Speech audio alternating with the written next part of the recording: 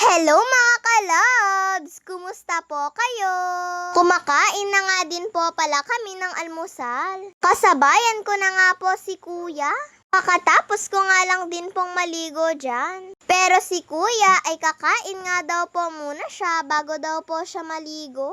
May pandesal nga din po palang binili si Papa at tamang-tama nga lang daw pong pampalaman sa corned beef. Habang nag-aayos po pala ako, ay nakita ko nga po itong anak ni Miming na naglalakad na nga po siya at nasa higaan na nga din po. Apaka-cute niya nga po mga kalabs, kaya eto at binuhat ko pa nga po siya. Eto nga at palabas na nga din po kaming dalawa ng pinsan ko. Napansin ko nga din po yung parang sinulid na nakatali sa hikaw niya, kaya tinatanggal ko nga po muna. Baka po kasi kapag mahila ito ay matanggal nga po yung hikaw. Pagkatapos, eto at paalis na nga din po kami. Maglalakad nga lang po kami mga kalabs dahil pumasok na nga din po si Papa niya. Kung napapansin nyo nga po na naiba na naman nga po itong bag na suot ko, ay opo. Nilabhan po kasi ni Mama yung dating bag ko dahil madumi na nga po yun. At pag uwi naman po namin kaninang tanghali, ayan at kumakain na nga po kami. Day off nga po ni Papa, kaya nagsabay-sabay na nga po kami. At pagkatapos po pala namin kumain ay magpapahatid nga po ako kay Papa. Ako nga lang po yung papasok ngayon dahil wala nga pong pasok yung pinsan ko.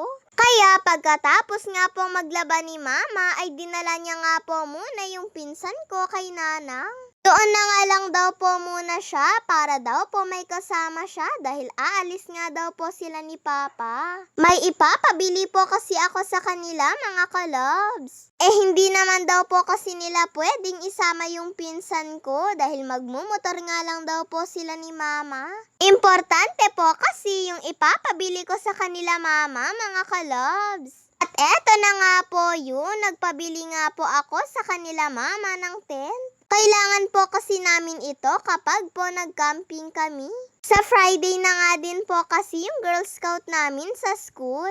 At kailangan nga din po kasi namin ng tent. Eto na nga lang din po yung napili nila Papa na kulay.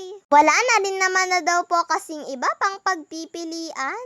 Pina-check nga daw po muna ng sales lady sa kanila kung may punit nga daw po itong tent. Pero nung wala naman po, ayan at tinutupi na nga din po ni ate para po ibalik sa lagayan. Eto na nga daw po kasi yung kukunin nila Mama. At pagka-uwi po pala nila Mama ay tinawag niya nga po ako. Para po isukat, eto pong pinabili ko po sa kanila na dress na pang Girl Scout. Nagpadagdag nga din po kasi ako sa kanila ng isa pa.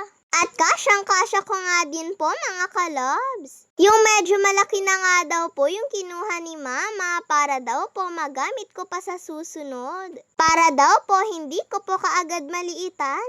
At pagkatapos ko po palang isinukat yung damit ko. Eto at sinunod naman po namin na i-assemble ni Papa eto pong binili nilang tent. Nako, at parang ang hirap naman po ata nitong i-assemble kapag kami-kami lang. Parang mahihirapan po kasi ako mga kalabs. Pero kung nandyan po siguro si Papa para po tumulong sa akin sa pag-a-assemble nito, ay kayang-kaya nga po namin itong gawin.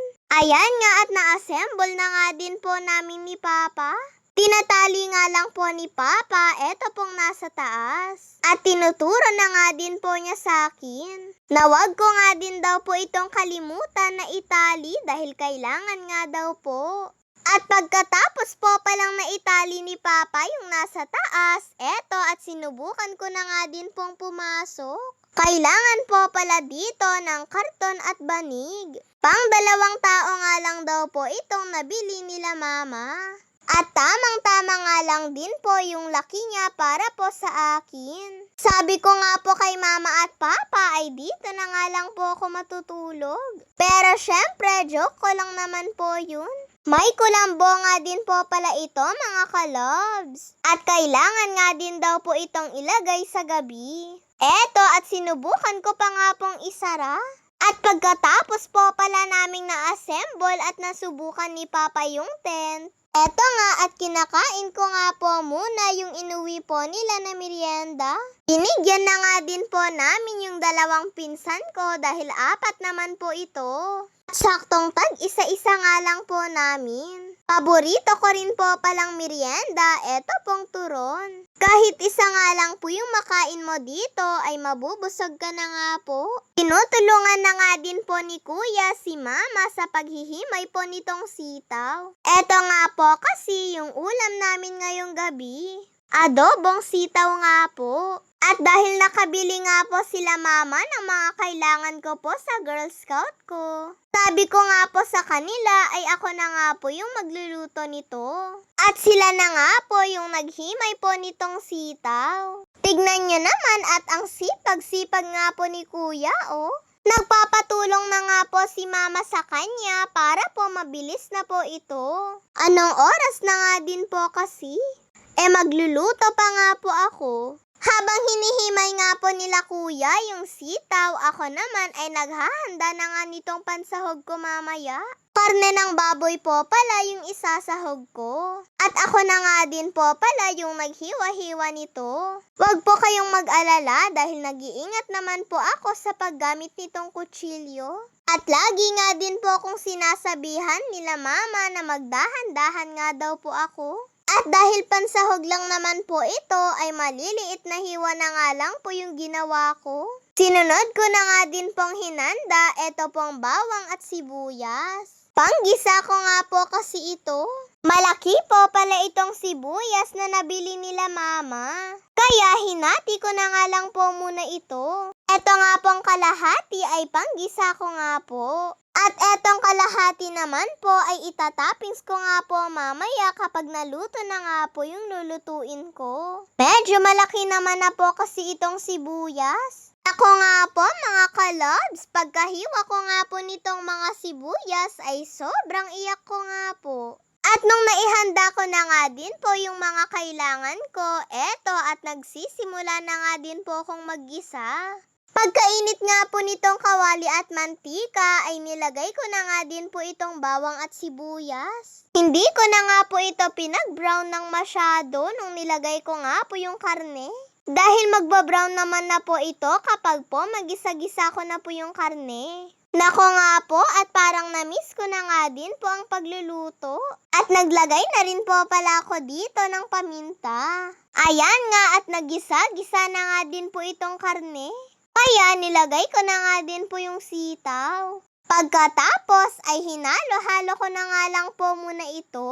Tapos eto nga at tinitimplahan ko na nga din po ng mga pampalasa. Naglagay nga po ako dito ng nor pork.